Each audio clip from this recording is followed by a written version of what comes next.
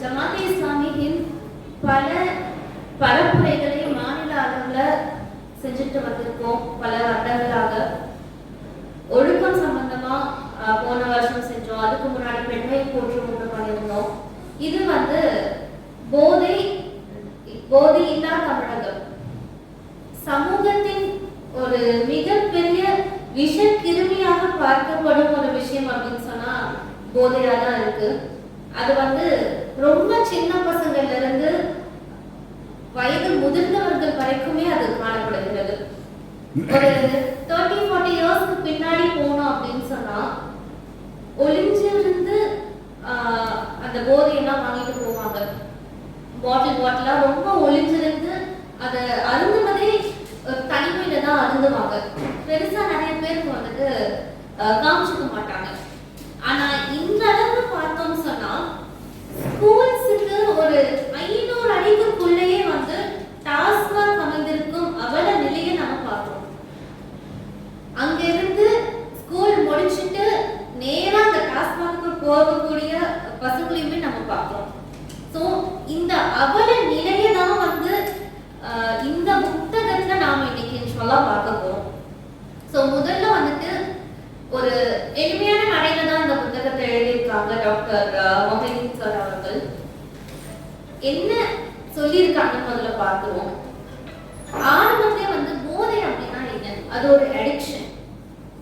இந்த அடிக்ஷன் அப்படிங்கிறது நாம நினைச்சிட்டு இருக்கோம் மது அப்புறமா இன்னும் பிற போதை பொருட்களுக்காக தான் நம்ம அடிக்ட் ஆகிறோம்னு நினைக்கிறோம். ஆனா இந்த புத்தகத்தினுடைய கடைசி ஒரு 6வது சாப்டர் வரும்போதுதான் நமக்கு தெரியுது, எந்த ஒரு விஷயமுமே நம்முடைய அறிவை மயக்க போடுவதாக, அறிவை மழுங்க செய்வதாக இருக்க எந்த ஒரு விஷயமுமே போதைதான். அப்படி பார்த்தா இன்னைக்கு செல்போன் கையில இல்லாத எந்த ஒரு குழந்தையுமே நம்ம பார்க்க முடியறது இல்லை. ஏதோ ஒரு விஷயத்துல இந்த போதை அப்படின்ற வார்த்தைக்கு நாம எல்லாருமே அடிமையாகி இருக்கக்கூடிய ஒரு சமுதாயமாக இன்னைக்கு மாறிவிட்டு. நீங்க நானும் சின்னவங்களா இருந்திருக்கும் போது ஒரு ஃபேமிலி ஃபங்க்ஷன்ஸ்ல உங்களுடைய ஃப்ரெண்ட்ஸ் கசின்ஸோட நல்லா ஓடி ஆடி பந்தியில பரிமாறி இருப்பீங்க, விளையாடி இருப்பீங்க. ஆனா இன்னைக்கு ஃப்ரெண்ட்ஸோ கசின்ஸோ ஒண்ணு செய்யறாங்க அப்படின்னு சொன்னா அந்த ஒரு சூழ்நிலையை நம்மளால குடும்பங்கள்ல பார்க்க முடியறது கிடையாது. ஏதோ ஒரு காரணத்தினால் பெற்றோர்கள் அதை என்கரேஜ் பண்றத கூட தவிர்க்கிறாங்க. இல்ல ஏதாவது பேசி ஏதாவது சண்டை வந்துட போது நீயும் போன அமைதியா இருந்துக்கோ, இருக்கிற இடமே தெரியக்கூடாது, பேசவே கூடாது. அந்த மாதிரி சமூகத்துல இருந்து நீங்க எப்படியாவது கொஞ்சம் கொஞ்சமா விலகி வந்துருங்க அப்படின்ற ஒரு சூழல்ல தள்ளப்பட்டு இருக்கிறார்கள் இந்த குழந்தைகள். இந்த மது மட்டும்தான் ஒரு மிகப்பெரிய போதை கலாச்சாரமாக ஆரம்பத்துல இருந்துச்சு. இன்றைய சூழ்நிலையில பார்த்தோம் அப்படின்னு சொன்னா வெவ்வேறு வகையான போதை பழக்கங்கள் எல்லாமே நம்மளுடைய மாணவர்களுக்கிடையே கூட ரொம்ப பரவலாக பார்க்கிறோம். நம்ம இந்த போதையினுடைய தாக்கத்தை நாம புரிஞ்சுக்கணும் அப்படின்னு சொன்னா ஒரு மனிதனுடைய சொந்த வாழ்வை மட்டுமே அது பாதிக்கல, அவனை சார்ந்த குடும்பம் அப்படின்னும் போது மக்களை சார்ந்த சொசைட்டியை இன்னும் நம்ம அதிகரிச்சு பார்த்தோம் அப்படின்னு சொன்னா நேஷன். அப்போ அது ஒரு தனி மனிதனுடைய தவறு கிடையாது. என்னதான் ஒரு தனி மனிதன் தவறு செஞ்சாலுமே அது எல்லாமே பாதிக்க போறது இந்த லாங் ரன் பார்த்தோம் அப்படின்னு சொன்னா நம்மளுடைய தேசத்தை தான். ஏன்னா அடுத்தடுத்து கொஞ்சம் ஸ்டாட்டிஸ்டிக்ஸ் நம்மளுக்கு இன்ஷால்லா பார்ப்போம். எவ்வளவுதான் நம்மளுக்கு டெக்னாலஜி சயின்ஸ் எல்லாமே இன்னைக்கு ரொம்ப ஒரு வளர்ச்சி அடைந்த ஒரு நாட்டில தான் நம்ம வசிச்சுட்டு இருக்கோம். அதே அளவுக்கு நம்மளை ஒரு நாள் அழிவுக்குள்ளாக்கும் பொருட்களுக்குமே நம்ம அடிமை ஆகிட்டு இருக்கோம் அப்படின்றத இன்னுமே இந்த சமுதாயம் ரியலைஸ் பண்ணாம இருக்கும். அது ரொம்ப ஒரு வருத்தப்படக்கூடிய விஷயமாக த்ரூ அவுட் இந்த புக்ல கன்வே பண்ணியிருக்காங்க. அதே போல ஒரு டிரான்ஸ்ஃபர்மேஷனையுமே ஆரம்பத்திலேயே சொல்லியிருக்காங்க. அதாவது ஒரு 30-40 வருடங்களுக்கு முன்பாக எப்படி இருந்தது இந்த மது கலாச்சாரம், இன்னைக்கு அது எவ்வளவு பெருசாக எவால்வ் ஆகி வந்திருக்கு அப்படின்னா ஸ்கூல் ஸ்டூடெண்ட்ஸ் வரைக்குமே அது ரொம்ப பரவலாக காணப்படுகிறது. சிட்டிஸ்ல மட்டும் கிடையாது, நிறைய வில்லேஜஸ்ல கூட வந்துட்டு இந்த மாதிரி பிராக்டிசஸ் வந்துட்டு இருக்கதான் செய்யுது. ரொம்ப இன்க்ரீஸ் ஆகிட்டே இருக்கு. ஏதாவது காரணத்தினால ஏதோ ஒரு அவேர்னஸ்னால வந்துட்டு குறையும் அப்படின்னு பார்த்தா கிடையாது. எவ்வளோ ரீஹாபிலிட்டேஷன் சென்டர்ஸ் நம்ம வச்சிருந்தாலும் அது வந்து இன்க்ரீஸ் ஆகிட்டே தான் இருக்கு. அது ஒரு தனிப்பட்ட நபருடைய ப்ராப்ளம், அது என்னோட பிரச்சனையே கிடையாதுன்னு நம்மளால ஒருபோதும் ஒதுங்கவே முடியாது. ஏன்னா இது இன்னைக்கு சமுதாயத்தினுடைய ஒரு பிரச்சனையாக மாறிடுச்சு. ஸோ நம்ம இந்த பரப்புரையை கையில் எடுத்துக்க ஒரு ஒன் ஆஃப் த ரீசன்ஸ் அப்படின்னு பார்த்தோம்னா சமூக சீர்திருத்தமாகவும் இருக்கு. இது எப்படி வெகுவாக நம்முடைய சமுதாயம் நம்முடைய தேசத்தை பாதிச்சிருக்கு அப்படின்னு சொன்னா ஸல்லல்லாஹு அலைஹி வஸல்லம் உடைய ஒரு நபிமொழி இருக்கு, alcohol is the mother of all evil. ஒரு மனிதன் மதுவை உட்கொண்டால் அவனுடைய தன்னிலையே மறந்துடுறான். ஒரு சம்பவம் சொல்லணும் அப்படின்னா, என்னோட ஹஸ்பண்டோட ஃப்ரெண்ட்ஸ்க்கு ஒரு வாட்ஸ்அப் குரூப் இருக்கு. அதுல எப்பயோ ஏற்பட்ட ஒரு மனஸ்தாபம் மனசுலயே வச்சுட்டு ஒருத்தங்களால கன்வே பண்ண முடியாம இருந்தாங்க.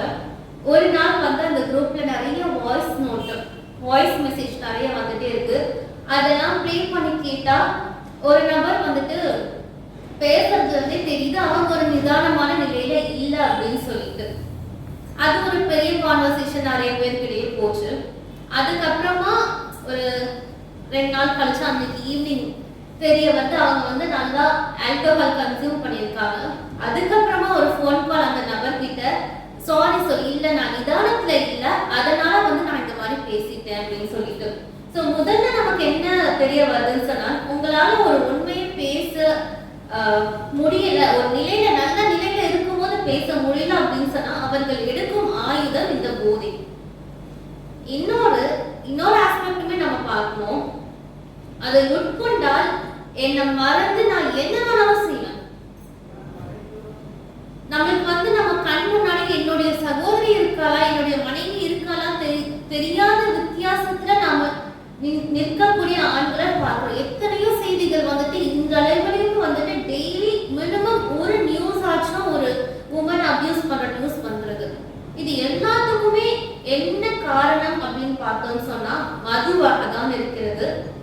அண்ட் இப்போ ட்ரக்ஸாகவும் இருக்கிறது மாணவர்களுக்கு மத்தியில.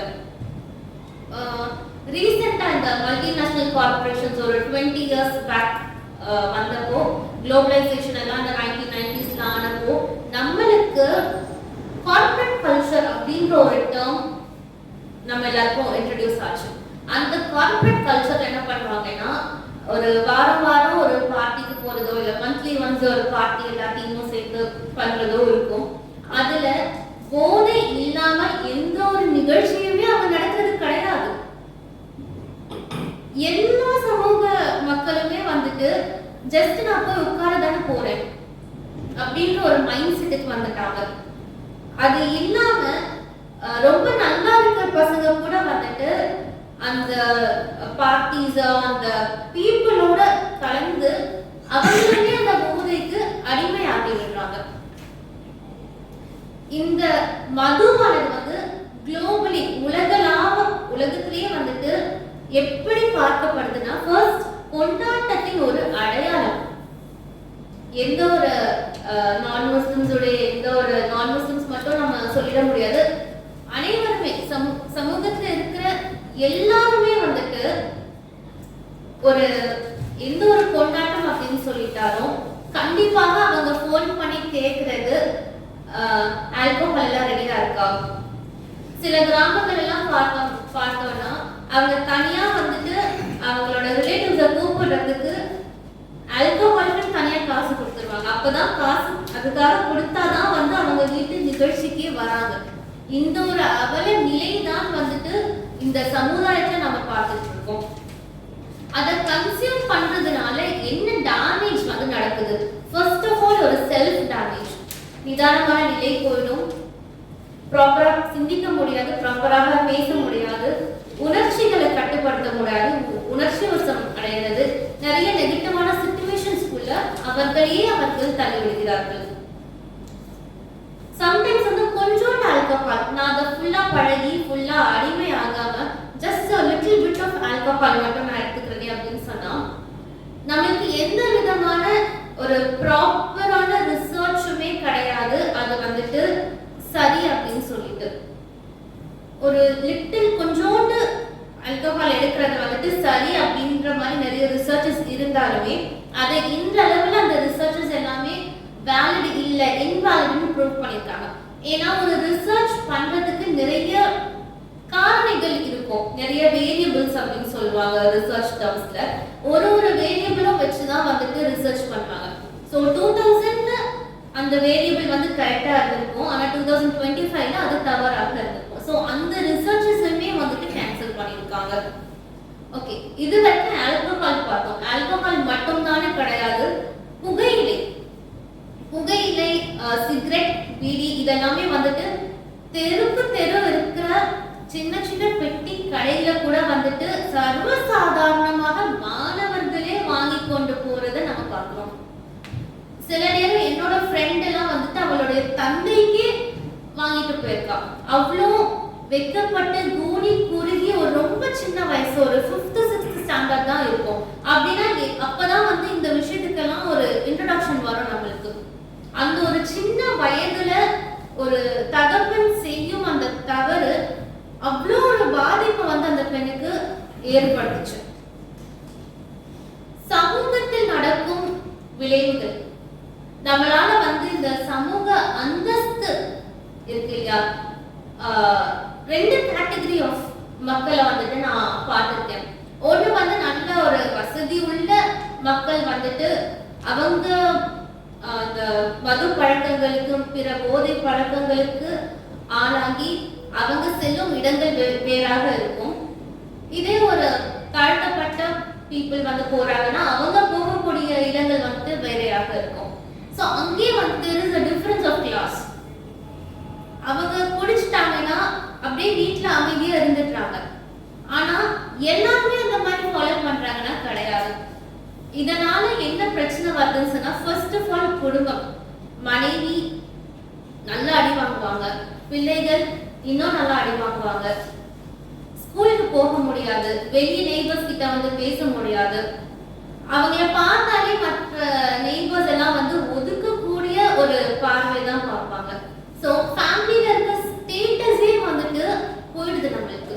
சமூகத்துல இருக்க ஸ்டேட்டஸ் அதை வந்து நினைச்சு கூட பார்க்க முடியல. அந்த அளவுக்கு வந்துட்டு ஒரு நபர் குடும்பத்துல போதைக்கு ஆளானாங்க அப்படின்னு சொன்னா அது எப்படி அந்த குடும்பத்தை, குழந்தைகளை வெகுவாக பாதிக்குது அப்படின்றத வந்துட்டு இந்த நூல்ல நிறைய இடங்கள்ல வந்து எழுதியிருக்காங்க. சரி, இப்போ இந்த போதையில இருந்து நம்ம எப்படி மீள போறோம்? இது ஒரு மிக முக்கியமான கேள்வி. At the same time, it is a very big and consistent process.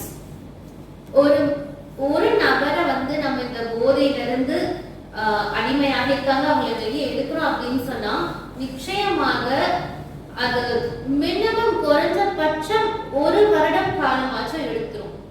அதற்கான கன்சிஸ்டன்டா எஃபர்ட் நம்ம போடல, ஒரு சமூகமாக இல்லது ஒரு பேரண்டாக, ஒரு டீச்சராக, ஒரு கவர்மெண்டாக நான் அந்த எஃபர்ட்டை போடல அப்படின்னு சொன்னா அந்த எஃபர்ட் எடுக்கிறதே வேஸ்ட் ஆகுது. எத்தனையோ ரீஹாபிலிட்டேஷன் சென்டர்ஸ் பார்க்குறோம். எனக்கு தெரிந்த ஒரு நபர் வந்துட்டு ஒரு 3-4 முறையாச்சும் அந்த ரீஹாபிலிட்டேஷன் சென்டருக்கு போயிருப்பாங்க. அவ்வளோ கஷ்டம் வந்துட்டு அந்த குழந்தைகள், அந்த மனைவி, தாய் பட்டிருக்காங்க. எந்த ஒரு பலனுமே கிடையாது. ரீஹாபிலிட்டேஷன் சென்டர்ஸ்லயே வந்துட்டு ஃபர்ஸ்ட் கொஞ்சம் ஏதோ ஒரு அளவுக்கு நல்லா தான் போயிருப்பாங்க. ஆனா கொஞ்சம் மாசங்கள் கழிச்சு அவங்க திரும்ப வரும்போது இன்னமும் வர்ஸ்டா வரக்கூடிய சிச்சுவேஷனை தான் நம்ம பார்க்கணும். இந்த மாதிரி நிறைய வந்துட்டு ரீசன்ஸ் ஆர் சிச்சுவேஷன்ஸ் நம்ம பார்த்துட்டு தான் இருக்கோம். ஃபர்ஸ்ட் ஆஃப் ஆல் நான் வந்து இந்த நோயில இருக்கேன் அப்படின்றத அக்செப்ட் பண்ணணும். போதை அது ஒரு நோய். அது மூலியமாக வரும் விளைவுகளுமே வந்துட்டு நோயாக தான் இருக்கிறது. இதை நம்ம எப்போ அக்செப்ட் பண்றோம், அந்த நபர் எப்போ அக்செப்ட் பண்றாரோ அப்பதான் அவங்க அதை விட்டு வெளியே வரதுக்கான ஒரு சிச்சுவேஷன் ஏற்படும். ஃபர்ஸ்ட். இரண்டாவது மருத்துவ சிகிச்சை. ஸோ மருத்துவ சிகிச்சை அப்படின்னு சொல்லும் போது அதுவுமே ஒரு ப்ராசஸாக தான் இருக்கு. இந்த வித்ட்ராவல் சிம்டம் அப்படின்னு எல்லாம் சொல்லுவாங்க. ஸோ ஆல்கஹால் ஒரு ட்ரக் கன்சப்ஷனை ஸ்டாப் பண்ணும்போது அவங்களுக்குன்னு சில மாற்றங்கள் அவங்க உடல் அளவில் நெகட்டிவான எஃபெக்ட் ஏற்படுத்தும். அதை கன்சியூம் பண்ணிட்டே இருக்காங்க, அப்படியே விடுறாங்க அப்படின்னு சொன்னா நிச்சயமா அதோட எஃபெக்ட் இருக்கும். அந்த பாயிண்ட்ல அவங்க ப்ராப்பராக எடுத்துக்கொள்ளவில்லை நடவடிக்கை அப்படின்னு சொன்னா அதுவுமே ஒரு பாதிப்பை ஏற்படுத்தும். சில மெடிசன்ஸ் எல்லாமே வந்துட்டு இதை டிக்ரீஸ் பண்றதுக்கான சக்தி இருக்கு. ஆனா அந்த ஆசை வந்துட்டு மனுஷனை விடுறது கிடையாது. எப்படா அதை விட்டு வருவோன்னு இருப்பாங்க, ஏதோ ஒரு ட்ரிகர் ஆகி திடீர்னு அதை எடுக்க ஆரம்பிச்சிருவாங்க. அடுத்ததாக உளவியல் ஆலோசனை, கவுன்சிலிங் சென்டர் நிறையா இருக்கு. அதுக்கப்புறமா குடும்பத்தின் அரவணைப்பு ரொம்ப ரொம்ப முக்கியமானது. ஒரு மனிதர் திரும்பி வராங்க அப்படின்னு சொன்னா முதலில் குடும்பம் ஆதரிக்க வேண்டும், சமுதாயம் ஆதரிக்க வேண்டும். இது ரெண்டும் இல்லை அப்படின்னு சொன்னா நிச்சயமாக அவர்கள் மறுபடியும் தவறு செய்வதற்கு நிறைய வாய்ப்புகள் இருக்கு. இதுல வந்து role of educational institutions, schools, colleges ரொம்ப ஒரு இம்பார்ட்டன்டான ரோல் பிளே பண்ணுது. நான் போன வருஷம் வந்து சென்னையில் ஒரு பிரபலமான காலேஜ்ல அசிஸ்டன்ட் ப்ரொஃபஸரா டெம்பரரியா ஒர்க் பண்ணேன். அந்த காலேஜ்ல இருந்த என்னோட ஃபர்ஸ்ட் இயர் ஸ்டூடெண்ட்ஸ் ஒரு கேங் இருப்பாங்க. அவங்க வந்தாலே கிளாஸ் ரெகுலரா தான் இருக்கும். அந்த டிபார்ட்மெண்ட்ல இருக்க எல்லா ஃபேக்கல்ட்டியுமே வந்துட்டு உணர்ந்தாலும் என்ன ரீசனே கண்டுபிடிக்க முடியல. அப்போ ஒரு நாள் வந்துட்டு ரெஸ்ட் ரூம்ல, பாய்ஸ் ரெஸ்ட் ரூம்ல ஸ்மோக் பண்ணிருக்காங்க. அந்த செகண்ட் இயர் ஸ்டூடெண்ட்ஸ் வந்து பார்த்துட்டு டிபார்ட்மெண்ட்ல சொல்லி அது ஒரு இன்வெஸ்டிகேஷன் போச்சு. வித்தின் 1 or 2 days அந்த ஃபர்ஸ்ட் இயர் அண்ட் செகண்ட் இயருக்கு அவ்வளோ பெரிய ஒரு சண்டை ஏற்பட்டுச்சு. அதுல ரொம்ப மாசம் கழிச்சு ஒரே ஒரு மாணவனை தனியா கூப்பிட்டு போயிட்டு அடி நொறுக்கி எடுத்துட்டாங்க. உண்மைக்குமே இந்த மாதிரி சிச்சுவேஷன்ஸ் தினம் தினம் வந்துட்டு கல்லூரிகள்ல நடக்கக்கூடியதை நம்ம பார்த்துட்டு தான் இருக்கோம். ஒரு மாணவருக்கு மாற்றம் ஏற்படுது அப்படின்னு சொன்னா டீச்சர்ஸ்க்கு கண்டிப்பா தெரியாம இருக்காது. அதே மாதிரிதான் பேரண்ட்ஸ்க்கும் எந்த அளவுக்கு நம்மளுடைய பிள்ளைகளை கண்காணிச்சுட்டு இருக்கிறோம் அப்படின்றத நம்ம பார்த்தா மட்டும்தான் நம்மளுக்கு தெரியும் அவங்க உண்மைக்குமே என்ன பண்றாங்க. செல்போன் வாங்கி கொடுத்துடுறோம், 10th 12th படிக்கும் போதே வாங்கி கொடுத்துடுறோம். இப்போலாம் யாரு வந்துட்டு உட்கார்ந்து கண்காணிக்கிறா? அவங்க என்ன பாக்குறாங்க, என்ன பேசுறாங்க, யார் கூட பேசுறாங்க, யார் கண்காணிக்கிறோம்? கிடையாது. அங்க நம்மளுடைய கண்காணிப்பு இல்லாத இடத்துல வேறு ஒருவருடைய அரவணைப்பு வந்து வேறு பழக்கங்களுக்கு அவங்க அடிமையாகிடுறாங்க. இது வந்துட்டு ரீசெண்டா நடந்த ஒரு சம்பவம் மட்டும் கிடையாது. ஒரு 5 years பேக் கூட வந்துட்டு ஒரு ஆன்டி ட்ரக் பியூரோஸ் எல்லாம் வந்துட்டு இருக்கு இல்லையா நம்மளுடைய தேசத்துல. அதுல இருந்து சென்னை டிவிஷன்ல இருந்து ஒரு ஸ்டூடெண்ட்டை அரெஸ்ட் பண்ணிட்டு போறாங்க. எஜுகேஷன் இன்ஸ்டிடியூஷன்ஸ் எஸ்பெஷலி காலேஜஸ்ல பார்த்தோம்னா மென்டார் மென்டி ப்ரோக்ராம் இருக்கும். அதாவது ஒரு டீச்சருக்கு எல்லா இயர்ஸ்ல இருந்துமே ஒரு கிளாஸ்ல இருந்து ஒரு 4-5 ஸ்டூடெண்ட்ஸை கொடுப்பாங்க. அவங்களுடைய பிரச்சனைகளை தீர்க்க பேச நாம வந்து ஒரு ஃப்ரெண்ட் டு ஃப்ரெண்டா பேசுவாங்க.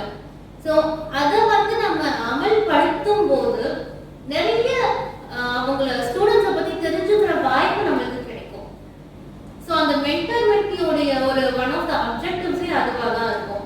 இதை வந்து நம்ம ஸ்கூல் அளவுல இம்ப்ளிமெண்ட் பண்ணுவோம் அப்படின்னு சொன்னா, ஏன்னா இப்போ சின்ன சின்ன குழந்தைகள்லாம் வந்துட்டு ரொம்ப ஈஸியா போதைக்கு அடிமையாகிட்டாங்க. ஒரு ஸ்கூல்ல வந்துட்டு டாய்லெட் கிளீன் பண்ணும்போது அங்க இருந்து இந்த கூல் பாக்கெட்ஸ் எடுத்திருக்காங்க. ஏன்னா தனி பிளாக் ஆயிருக்கு, அதை கிளீன் பண்ணும்போது தெரிய வந்திருக்கு அங்க வந்துட்டு கூல் பாக்கெட்ஸ் வந்து அவ்வளோ நிறைஞ்சிருக்குன்னு சொல்லிட்டு. அந்த ஃப்ளோர் வந்துட்டு 8th standard 7th standard students படிக்கக்கூடிய ஒரு ஃப்ளோரா இருக்கு. அது கேட்கும் போது அவ்வளோ ஒரு ஷாக். ஏன்னா அது நாங்க படிச்ச ஸ்கூல் தான், ரொம்ப ஒரு ஸ்ட்ரிக்டான ஸ்கூல். அது அவ்வளோ லேசா வந்துட்டு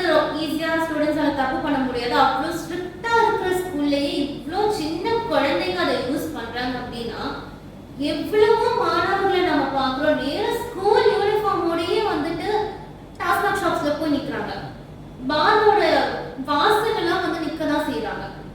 அதே மாதிரி இந்த கல்லூரி வளாகங்கள் இருக்கு இல்லையா, அதை சுற்றி இருக்கிற இடங்கள், அதே மாதிரி கல்ச்சுரல் ஷோஸ் எல்லாம் பண்ணும்போது வெளி காலேஜ்ல இருந்து மாணவர்கள் வந்து பங்கேற்பாங்க. ஸோ ஒருத்தருக்கு இருக்க கனெக்ஷன் வந்துட்டு அப்படியே அது வந்து பரவுது. அந்த மாதிரி தான் அந்த செயின் வந்து உருவாகுது. இந்த செயினை தடுக்கிறதுக்கு நாம என்ன ஸ்டெப் எடுக்கிறோம்? டீச்சர்ஸ்க்கு நல்லாவே தெரியும் யார் என்ன தப்பு பண்ணுவாங்க அப்படின்னு சொல்லிட்டு ரொம்ப ஈஸியா நம்மளால வந்துட்டு கண்டுபிடிச்சிருவாங்க. ஏன்னா ஒரு மாணவர் வந்து சொல்லுவாங்க, இல்ல நாமளே வந்துட்டு ஏதாவது மாற்றங்கள் பார்ப்போம், ஒரு ஸ்டெப்புமே எடுக்க முடியல.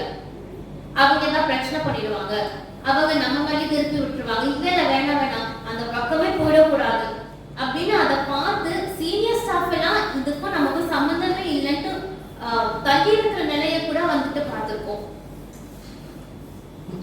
இந்த போதை மற்றும் ஊடகங்கள் இதனுடைய தொடர்பு பார்த்தோம் அப்படின்னு சொன்னா நிறைய அட்வர்டைஸ்மெண்ட்ஸ். நான் சின்னதா இருக்கும் போதெல்லாம் வந்துட்டு ஒரு கைனி அப்படின்னு சொல்லிட்டு ஒரு அட்வர்டைஸ்மெண்ட் வந்திருக்கும். அந்த கைனிங்கிற வார்த்தை இந்த புக்ல இருந்துச்சு. இப்பதான் எனக்கு புரியுது அது ஒரு போதை பொருள். அப்போ நான் நினைச்சிட்டு இருந்தேன் அது ஏதோ ஒரு சாக்லேட்டோ திங்க் பண்ண மாட்டேன். ஆனா இப்ப புரியுது அது ஒரு போதை பொருளுக்குன்னு சொல்லிட்டு. அது அவ்வளோ ஒரு நல்ல ஒரு அட்வர்டைஸ்மெண்ட்டா எடுத்து வச்சிருக்காங்க. அப்போ அது தெரியாம இருக்க போய் ஓகே ஒன்றும் பிரச்சனை இல்லை, தெரிஞ்சிருந்தா அதை வாங்கி உட்கொள்ளும் மாணவர்களுடைய நிலைமை என்ன ஆகிருக்கும்? ஒரு இன்ஜினியரிங் காலேஜ்ல வந்துட்டு அது ஃபுல்லாவே ஒரு ஹாஸ்டல் இருக்கிற ஒரு காலேஜ். அந்த மாணவர்கள் எல்லாருமே ரொம்ப சூப்பரா படிக்கிறாங்க, ரொம்ப நல்லா படிக்கிறாங்க. ஆனா ஒரு ரிசர்ச் நடத்தும் போது அவங்க ஏதோ ஒரு டேப்லெட் உட்கொள்றாங்க. அந்த டேப்லெட் எடுக்கலன்னா என்னால படிக்கவே முடியலன்னு சொல்றாங்க. அதுல இருந்து என்னால வெளியே வர முடியல. தினம் ஒரு 10 மணி நேரம் அவங்க படிக்கிறாங்கன்னு சொன்னா அந்த டேப்லெட் இல்லாம ஒரு நாளை கூட அவங்களால கடக்க முடியல.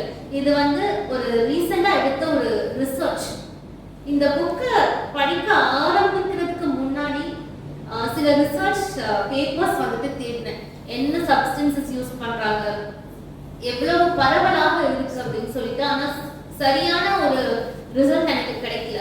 ஆனா இந்த புத்தகத்துல வந்துட்டு எவ்வளவோ நேம்ஸ் போட்டிருக்காங்க, ட்ரக்ஸோடைய நேம்ஸ் வந்து போட்டிருக்காங்க. அப்படின்னா என்னன்னு சொல்லிட்டு நம்மளுக்கு எல்லாம் தெரியாது. நம்மலாம் ஒரு 30, 40, 50 வயசுக்கு மேல இருக்கிறவங்க தான் இருக்கும். நிச்சயமா அதெல்லாம் வந்துட்டு நமக்கு அந்த எக்ஸ்போஷர் இருக்கான்னு கேட்டா ஒரு கேள்விக்குறிதான். ஆனா இதே வந்து ஒரு 8th standard 7th standard student கிட்ட நம்ம கேட்கிறோம் அப்படின்னா அவங்க கிட்ட இருந்து அவ்வளவு பதில் வருது. ஜஸ்ட் ஒரு ஹேண்ட் ஷேக் பண்றாங்க, 2 பேரு ஹேண்ட் ஷேக் பண்ணதுக்கு அப்புறமா ஸ்மெல் பண்றாங்க. ஸ்மெல் பண்ணும்போது அவங்களுக்கு ஒரு அது மூலமா ஒரு ட்ரக் எக்ஸ்சேஞ்ச் நடக்குது. வராங்க, ஹேண்ட் ஷேக் பண்றாங்க, அவ்வளவுதான் நம்ம கண்ணால பார்க்கிறோம். ஆனா internally something else is happening. So கடைசியாக நம்மளுடைய ரோல், கவர்மெண்டோடைய ரோல், பொதுமக்களுடைய ரோல், என்ஜிஓக்களுடைய ரோல், யாரு என்ன செஞ்சாலும் அதை வந்துட்டு தொடர்ச்சியாக கன்சிஸ்டன்டா நாம செய்யாத வரைக்கும் நமக்கு பலன் அளிக்க போவது கிடையாது. இந்த பூர்ண மது விலக்கு அப்படின்றது சாத்தியமா? நிறைய இஸ்லாமிக் நேஷன்ஸ்ல, சவுதி, குவைத், அதுக்கப்புறமா லிபியா, ஆப்கானிஸ்தான் எல்லாம் வந்துட்டு இந்த பூர்ண மது விலக்கு இருக்கு. ஆனா அங்கேயுமே பார்த்தோம் சொன்னா கள்ள சாராயத்தினால இழப்புகள் ஏற்படக்கூடிய அவத்தையும் பார்க்கிறோம். சில நாடுகள்ல வந்துட்டு அந்த நாட்டுடைய பொது மக்களுக்கு பேன் பண்ணியிருக்காங்க. For example Iran, Yemen, Brunei, Maldives எல்லாம். ஆனா அந்த நாட்டுக்கு வரக்கூடிய ஃபாரினர்கள் ஆர் மைனாரிட்டிஸ் வந்து கன்சியூம் பண்றதுக்கு அலோவ் பண்ணியிருக்காங்க. இந்த ஒரு பூரண மது விலக்கு வந்துட்டு நிச்சயமாக சாத்தியமான ஒரு கூறு அப்படிதான். ஏன்னா நம்மளுடைய தேசத்திலேயே சில மாநிலங்கள்ல வச்சிருக்காங்க பூர்ண மது விலக்கு. அப்போ ஒரு ஸ்டேட்டுக்கு அது பாசிபிள் அப்படின்றப்ப பிற ஸ்டேட்ஸுக்குமே நிச்சயமா பாசிபிளா தான் இருக்கணும். இஸ்லாம் இதை எப்படி பார்க்கிறது? இந்த பூர்ண மது விலக்கிற்கு சில ஸ்டேஜஸ், ஒரு 3 ஸ்டேஜஸ் குறிப்பிட்டிருக்காங்க இந்த புத்தகத்துல. First one according to the Quran. சூரத்துல் பக்ராவினுடைய 219 19வது வசனத்துல மதுவும் சூதும் ஒரு பாவம். இதுல வந்து சில ரொம்ப கம்மியான பயன் இருக்கு, ஆனா அதுல இருக்கிற பாவம் தான் ஜாஸ்தியாக இருக்கு அப்படின்ற தெளிவு வந்து நம்மளுக்கு கிடைக்குது. இரண்டாவது ஸ்டேஜ் வந்துட்டு மானக்கேடான விஷயங்களை விட்டு நம்ம எதை பாதுகாப்போம் அப்படின்னு சொன்னா நம்மளுடைய தொழுகை, பிரார்த்தனை. மூன்றாவது விஷயம் முழுமையான தடை. ஸல்லல்லாஹு அலைஹி வஸல்லம் அவர்களுடைய காலத்துல பார்த்தோம் அப்படின்னு சொன்னாலும் மது வந்துட்டு பயங்கர ஃபேமஸா இருந்துச்சு. யார் வந்துட்டு ரொம்ப ஓல்டஸ்டான மது வச்சிருக்காங்களோ அந்த ஒரு போட்டியெல்லாம் நடந்திருக்கு. ஆனா இந்த ஒரு வசனம் மதுவை வந்து பூர்ணமா விளக்குங்க அப்படின்னு சொல்லிட்டு அந்த வசனம் இறங்கும் போது மதீனாவுடைய தெருக்கள்ல மது ஆறாக ஓடிய காட்சியை வந்துட்டு டிஸ்கிரைப் பண்ணியிருக்காங்க. ஸோ எந்த அளவுக்கு வந்துட்டு அந்த மக்கள் ஒரு கமாண்ட், ஒரு ஆர்டர் வருது, ஒரு டிவைன் கமாண்ட் வருது அப்படின்னு சொன்னா எந்த அளவுக்கு வந்துட்டு அவங்க அதை ஃபாலோ பண்ணக்கூடிய மக்களாக இருந்திருக்காங்க. அடுத்ததாக பார்த்தோம் அப்படின்னு சொன்னா அளவு நம்ம ரொம்ப கம்மியான அளவு எடுத்துக்கலாம் அப்படின்னு நினைச்சாலும் தவறுதான். ஏன்னா ஒரு முறை அப்படின்று ஆரம்பிக்கிற விஷயம், கொஞ்சோன்னு தான் அப்படின்னு ஆரம்பிக்கக்கூடிய ஒரு விஷயம், நம்ம நினைச்சு பார்க்க முடியாத அளவுக்கான தவறுகளை நாமளே செஞ்சிருவோம். ஃபியூச்சர் வந்து நம்மளால ப்ரெடிக்ட் பண்ண முடியாது. ஆனா இன்றைக்கு நான் செய்யக்கூடிய ஒரு சிறிய தவறு நாளைக்கு அது ஒரு பெரிய அபாயகரமான ஒரு சொசைட்டிக்கு நானே வித்துடுற மாதிரி ஆகிடும்.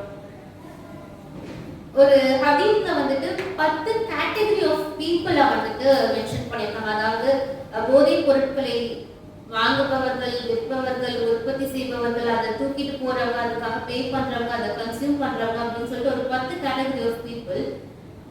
எல்லாருக்குமே வந்துட்டு அது ஒரு கெட்ட விஷயமாக தான் இருக்கு. அந்த இடத்துல நம்ம இருக்கலாமா அப்படின்னு சொன்னா கூடாது. ரொம்ப ஈஸியா வந்துட்டு இப்போ ஐடி கம்பெனிஸ்ல எல்லாம் வந்துட்டு நம்ம ஒர்க் பண்ணிட்டு தான் இருக்கோம். ஒரு டீம் அவுட்டிங்னு போகும்போது நம்மளால அதை தவிர்க்க முடியாத சிச்சுவேஷன் இருக்கு அப்படின்னு சொல்லவே முடியாது. கண்டிப்பா நம்மளால தவிர்க்க முடியும். எவ்வளவுதான் கம்பல் பண்ணாலும் நம்மளால நிச்சயமாக தவிர்க்க முடியும். ஒரு முறை 2 முறை தவிர்த்தோம்னா அதுக்கப்புறம் அவங்களே நம்மளை கூப்பிடாம போயிடுவாங்க, எவ்வளவு கூப்பிட்டாலும் இங்க வரமாட்டாங்கன்னு சொல்லிட்டு. பட் நம்ம அதை பண்றது கிடையாது. சரி கூப்பிடுறாங்க போயிடலாம், நம்ம எடுக்க மாட்டோம், நம்ம சாப்பிட மாட்டோம், அவங்க தானே சாப்பிடுறாங்க, நாம அந்த இடத்துல இருப்போம். நோ, அது கூட ஹராம் தான். ஒரு மருந்தாக எடுக்கலாமா? நம்ம இங்க எங்கேயாவது ஃபார்மசிஸ்ட்னு சொல்லுவோம், ஆனா வந்து யூஎஸ் எல்லாம் ட்ரக்கிஸ்ட்னு சொல்லுவாங்க. மெடிசன் அப்படின்னு பார்த்தா அதுவுமே வந்து ஒரு வகையான போதை தான். அதுவுமே வந்து அலௌட். ஏன்னா நம்மளுடைய உடலுக்கு ஏதோ ஒரு உபாதை இருக்கு, அதை வந்து சரி செய்யணும் இதன் மூலியமாக. சோ அந்த ஒரு பயன் பார்த்தோம் இல்லையா, அந்த ஒரு வெகுவான சிறிய பயன் இதுல வந்து இருக்கு. இதுக்கு என்ன சட்ட நடவடிக்கை நாம எடுக்க போறோம்? நிறைய காலேஜஸ்ல எல்லாம் வந்துட்டு இந்த போதை பழக்கம் ரொம்ப வெகுவா இருக்கு. எவ்ரி கிளாஸ் ரூம் ஒரு மினிமம் நம்பர் ஆஃப் ஸ்டூடெண்ட்ஸ், ஒரு 5 ஸ்டூடெண்ட்ஸ் ஆக்சுவலி வந்துட்டு அந்த சப்ஸ்டன்ஸ் யூஸ் பண்றது வந்துட்டு தெரியும் நம்மளுக்கு. இது எல்லாருமே வந்து அங்க போலீஸ் ப்ரொடெக்ஷன் எல்லாம் வருவாங்க. பெரிய கேம்பஸஸ்க்கு எல்லாம் போலீஸ் ப்ரொடெக்ஷன் வருவாங்க. மார்னிங் ஈவினிங் டைம்ல எல்லாம் வந்து நிற்பாங்க. அவங்களுக்கு தெரியாம நடக்கிறது கிடையாது. அவங்க அதை ஆதரிக்கல அப்படின்னு சொன்னாலும் ஏதாவது சட்ட நடவடிக்கை எடுக்க வராங்கன்னா அவங்களுக்கு அவ்வளோ ப்ரெஷர் கொடுப்பாங்க. இது எல்லாமே வெட்ட வெளியே நடக்குது. அவங்களால ஒண்ணுமே பண்ண முடியல. அவங்க ஒரு காவல்துறை அதிகாரியா இருந்தாலும் சரி, அவங்க ஒரு லாயராக இருந்தாலும் சரி, காலேஜோட பிரின்சிபலாக இருந்தாலும் சரி, அது எங்க காலேஜ் நடக்கும், ஆமா ஆமா, எங்களால வந்து அதை எப்படி சரிப்படுத்தணும் எங்களுக்கு தெரியல. இதுதான் ஒரு ஓப்பன் ஸ்டேட்மெண்டாக இருக்குது. இந்த ஒரு அவல நிலையில இருந்து எப்போ நாம விடுபட போறோம் தெரியல. இந்த புக்கை ரீட் பண்ணும்போது எனக்கு இடையில வந்த ஒரு தாட் என்னன்னு சொன்னா, ஒரு குர்ஆன்ல ஒரு வசனம் இருக்கு, சூரத்துல் தக்வீர்ல. So where are we going அப்படின்னா நாம எங்கே போயிட்டு இருக்கோம், இந்த சமூகம் எங்கே சென்று கொண்டிருக்கிறது. ஒரு 2 years பேக் வந்து girls Islamic organisation Chennai and Puducherry ஒரு ப்ரோக்ராம் பண்ணியிருந்தோம். ஆன்டி வேலண்டைன்ஸ் டேக்காக இந்த இல்லீகல் ரிலேஷன்ஷிப்ஸ் பத்தி எல்லாம் வந்து ஒரு ப்ரோக்ராம் பண்ணியிருந்தோம். ஆனா பட் இன்னைக்கு அதை பார்க்கும்போது அதெல்லாம் ஒரு சின்ன ப்ரோக்ராம் தான். இந்த ஒரு விஷயம் தான் சமூகத்தையே வந்து புரட்டி போட்டு கொண்டிருக்கும் அளவிற்கு நம்ம எல்லாரையும் வந்து வெச்சு செய்து அப்படின்னே சொல்லலாம். எங்க பார்த்தாலும் இறைவனுடைய பேரருளால அல்லாஹ் வந்து நம்ம எல்லாரும் அதுல பாதுகாத்து வச்சிருக்கான். ஒரு சிறிய நம்பர் தான். ஆனா நீங்க வெளி உலகத்துல ஸ்டெப் அவுட் பண்ணி பார்க்கும்போது ஒரு பெரிய நம்பர் இருக்குது. இந்த போதை கலாச்சாரத்தை வந்துட்டு வழிநடத்தி செல்வதற்காக இல்ல இதுக்காக நான் வரமாட்டேன் அப்படின்னு சொல்ற ஸ்டூடெண்ட்ஸ் வந்துட்டு அங்க ரொம்ப ஒரு பாடுபடுற அவலத்தையுமே பார்த்திருப்போம். ஒண்ணுமே பண்ண முடியாது. அந்த ஒரு ஸ்டேஜுக்கு நம்ம வந்துட்டோம். ஒண்ணுமே பண்ண முடியாத ஸ்டேஜ்ல அந்த கட்டத்துல இந்த சமுதாயத்துல நாம நின்றுட்டு இருக்கோம்.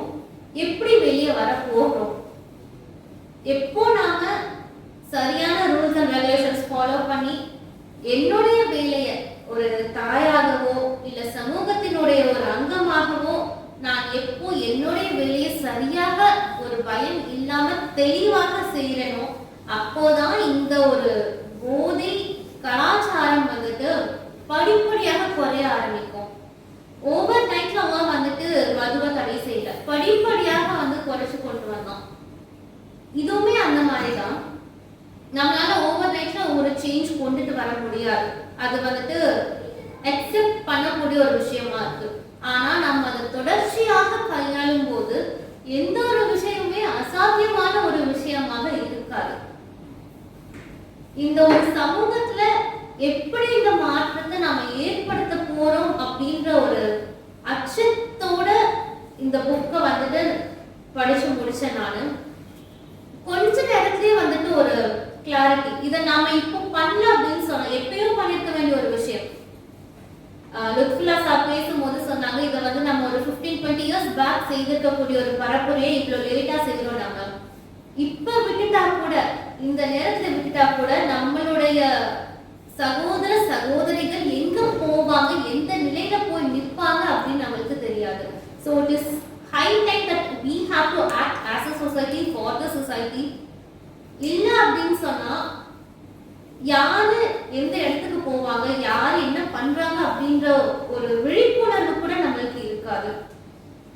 அல்ஹம்துலில்லாஹ் இந்த ஒரு லட்சியம் மிகு பரப்புரையை வந்து நம்ம எடுத்து நடத்திட்டு இருக்கோம்.